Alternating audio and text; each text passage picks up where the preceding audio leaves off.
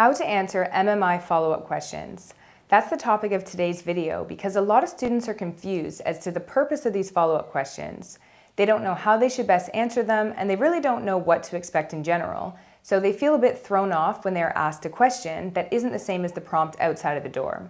So today I'm going to tell you how to answer multiple mini interview follow-up questions the right way, and I'll go over a multiple mini interview sample question with follow-up questions and sample answers to those questions. So stick around, you don't want to miss this.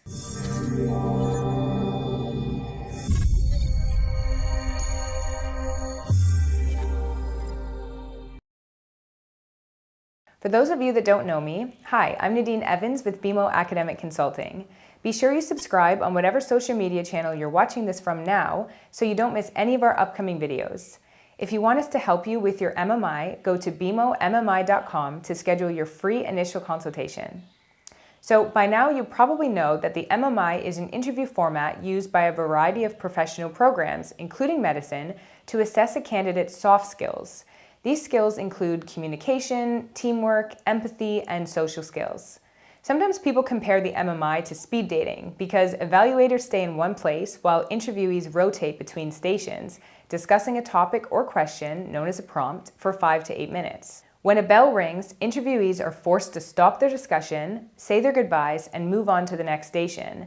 Before you even enter the room, there is a topic or question that's placed outside of the interview door. Students are given 2 minutes to read through the prompt, collect their thoughts and discussions before you have to enter the room. So after you've finished your discussion, this is where the MMI follow-up questions come into play. Every school is different and every station is different, but you can bet on the fact that you will be asked some follow-up questions during the few hours it will take you to rotate between the 6 to 10 stations. So what exactly is an MMI follow-up question? Well, it's exactly as it sounds. They are questions that you'll be asked while you're in the interview room after you finish your discussion. Most of our successful students can attest to the fact that even though they may be given 7 or 8 minutes per station, you shouldn't take up the entire time for your answer. There are a few reasons for this. One being that aiming to deliver a shorter answer makes for a more direct, concise, and on-topic response. The other reason is that taking up the entire time deprives you of being able to be asked any follow-up questions. Now, I understand that some of you are afraid of the follow-up question and you'd rather not have to deal with them. I get it. You've had the chance to prepare for a prompt, and then all of a sudden you're asked a question that you weren't expecting. So firstly, a traditional one-on-one or panel interview is all about thinking on your feet. There's no time to prepare for those questions either, and most of you have experienced this type of interview and you've probably done just fine on it. Secondly, it's important to be in the right mindset about MMI follow-up questions. Don't be afraid of them. Instead, think of them as an extremely helpful aid to better focus your answer, clarify or explore different options or perspectives. Sometimes after you've finished your answer, you may feel like you forgot to touch on something or to explore a different point of view. And an MMI follow-up question may help you do just that and can actually strengthen your answer overall. So let's get into the purpose of the MMI follow-up question, because if you can understand the purpose, you won't be thrown off when you're asked something. There are actually a handful of different types of follow-up questions that are asked, and they have different purposes. Some types of MMI follow-up questions are designed to evaluate consistency. So basically, the interviewer is trying to see if they change the question slightly, will your argument remain the same or will you change perspectives? So these questions often revolve around the pressing issue of the scenario.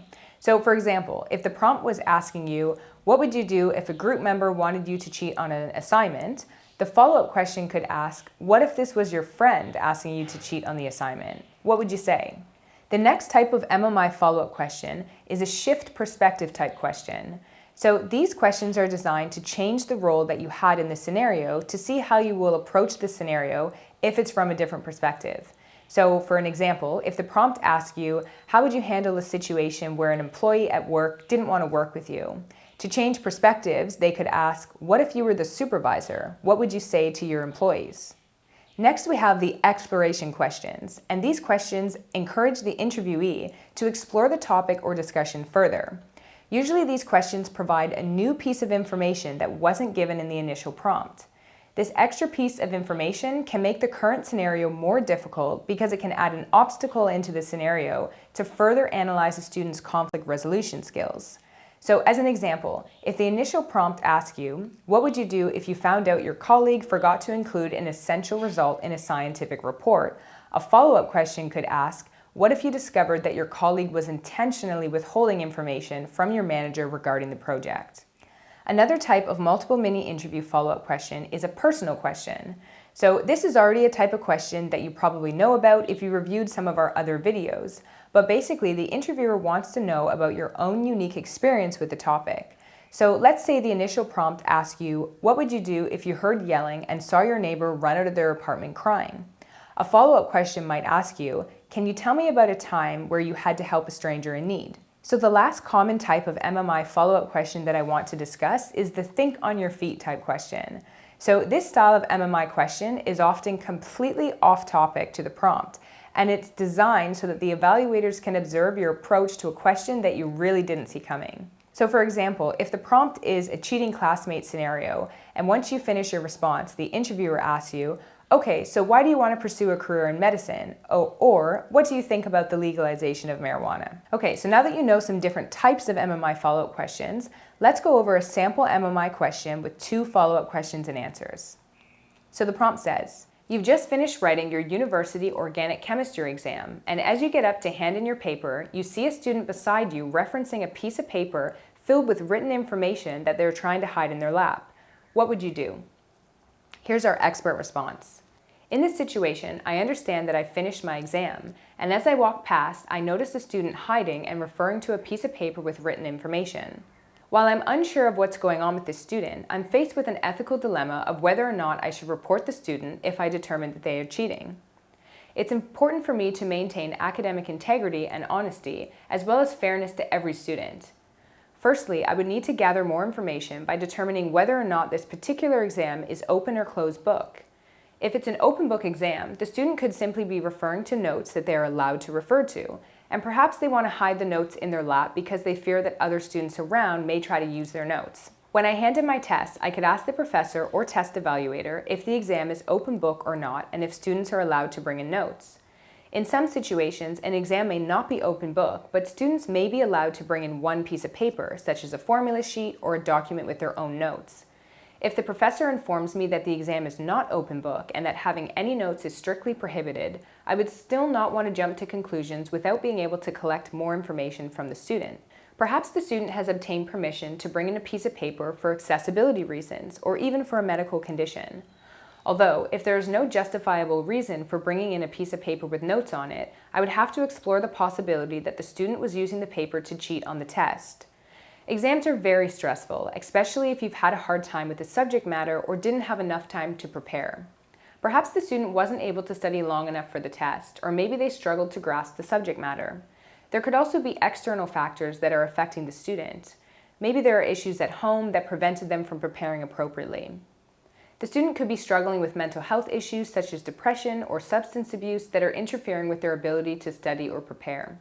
It's possible that the student has never cheated before and has been under intense stress or pressure which led them to their decision. I know that reporting the student would get them into trouble and would have serious consequences which could result in them failing the class, being expelled from university, or potentially being permanently banned from all universities. These are life-altering consequences that I would have to consider. On the other hand, if I don't report the student, I'm essentially participating in cheating and would not fulfill my moral duty to stop or report something that is wrong, dishonest, and against the school's code of conduct. Without consequence, the student may become a dishonest individual in their future career, lacking professional skills and trustworthy behaviors, which could negatively impact their coworkers, clients, or patients. While I feel for the students' potential struggles, I have a moral and professional responsibility to report their behavior. Upon handing in my exam papers, I would wait for the student outside of the exam to try and have a conversation with them and give them the opportunity to explain what I observed. I would tell them what I saw and ask them if they obtained permission to bring paperwork into the exam or if the document was used to help them on the test without permission. If they did not have permission, I would show them compassion and demonstrate understanding by telling them that I'm not aware of their situation, but maybe they're under a lot of stress and pressure which led them to bring in notes with them. I would inform them of the consequences of academic dishonesty and would tell them that their actions have to be reported to the professor. I would tell them I'd like to allow them the opportunity to tell the professor instead of me and right their wrong themselves. I would tell them that perhaps the ramifications would be lessened if they come forward and are honest now, as opposed to it coming from another student. I would hope that through conversation, I could convince them to tell the professor. If, however, the student refused to inform the professor, while I would feel bad for the student, I would have no choice but to tell the professor immediately. The first sample follow-up question says, what if the student told you that their mom just passed away and they were too upset to study? What would you say? So we can see right away that this follow-up question is not only checking for consistency, but it also gave me another piece of information that I didn't know, that the student's mom passed away. So it's really exploring the prompt further, and it gave me another obstacle that I'll have to consider in my response. So here's our expert answer. I would offer my condolences by telling the student I was sorry for their loss. I would want them to understand that I could relate to their difficult time by telling them that I understand that they were unable to study, and if I were in their situation, I wouldn't have been able to study either. I couldn't imagine what the student must be going through, and trying to study for an exam in the middle of a devastating time would be near impossible. If the student had contacted the professor before the exam, they may have been able to write the exam at a later date, or potentially the professor could have made other arrangements to accommodate their loss. Under such grief, the student may not have been able to consider the best option, which unfortunately resulted in them making a poor decision. I would still tell them that it was important for them to tell the professor themselves, and would try to convince them that their situation would likely be taken into consideration when consequences were being determined. As I mentioned before, while I empathize with the student's particular struggle, if they refuse to tell the professor, I would still have to report their behavior myself. Another follow-up question could explore the prompt even further and really try to increase the ethical dilemma that you're facing. For example, it could say, what if you tell the professor and they say that the students had a hard time this year? Let's just forget about it. What would you do? Here's our expert response. I would first need to gather more information from the professor to try and find out what the professor meant by saying forget about it. The professor may not be concerned with what I said because perhaps they had already given the student permission to bring in paperwork. The professor may be aware of a certain situation affecting the student and may feel it's not appropriate to share this information with me to protect the student's privacy. If, on the other hand, the professor did not give the student permission to bring in paperwork, perhaps they feel bad for the student and don't want to report them. If that was the case, I would explain to the professor that I too feel sorry for the student and understand why they are considering not reporting the behavior. However, I would try to explain to the professor that it would be against the school's code of conduct to not report cheating and would also be unfair to the other students who worked hard in preparing and didn't bring in paperwork to help them. I would hope that through discussion, the professor would change their mind and decide to report the student. If I couldn't convince the professor to change their mind, I would have to speak to the appropriate authority above the professor, such as the dean or the head of the department, to report the situation. Okay, so now I want to give you 3 essential tips to help you answer any MMI follow-up question. Number 1, leave time at the end. You know the saying, if you don't have anything nice to say, don't say anything at all? Well, the same goes for the MMI, but in this case, if you don't have anything worthwhile to say, stop while you're ahead. So, you're not giving the interviewer a chance to ask you a follow-up question if your discussion takes the entire 8 minutes. So that's not to say that there's no situation where it's acceptable to take the entire time. You know, if you have a really well thought out answer or if you're in an acting scenario, it's possible that this could take the whole time, and that's totally okay. But in other cases, you should practice answering most questions in less time, which ensures that your argument stays strong and you don't get off topic. Follow-up questions are an opportunity to maintain or improve a strong performance. It can even help a poor performance. It helps you explore the discussion further or think about it differently. So if you were struggling to expand your initial discussion, this can be really helpful. Now, one thing that I want to note is that even if you leave time at the end, it's possible that you won't be asked an MMI follow-up question, and that's okay. Just relax, clear your mind, thank the interviewer, and be ready for the next station. The second tip I can give you is don't panic. So don't let being asked a question throw you off, even though it might seem scary because you're getting a question that you didn't see coming.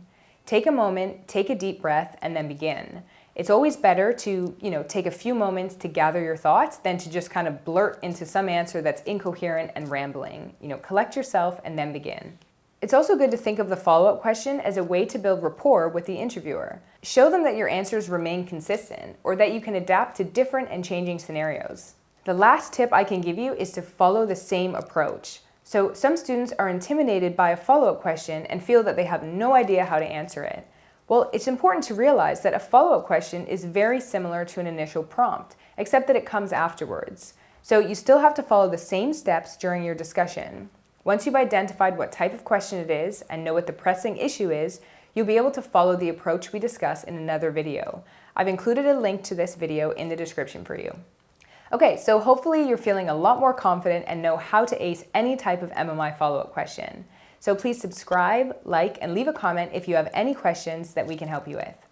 If you'd like us to help you prepare for your upcoming MMI, go to BeMo.blog to schedule your free initial consultation. Thanks for watching and see you next time.